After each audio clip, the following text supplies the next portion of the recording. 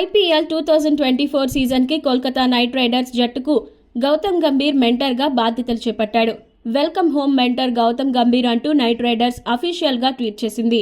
23వ number జెర్సీతో Gambhir వెనక్కి తిరిగి ఉన్న ఫోటోను టీం ట్విట్టర్లో పోస్ట్ చేసింది.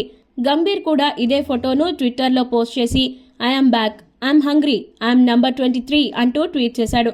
కోల్కతా కెప్టెన్ గంభీర్ మరో కొత్త అవతారంలో మెంటర్గా జట్టులో భాగం కావడం ఆనందంగా ఉందని కేకేఆర్ ఓనర్ షారుఖ్ తెలిపారు.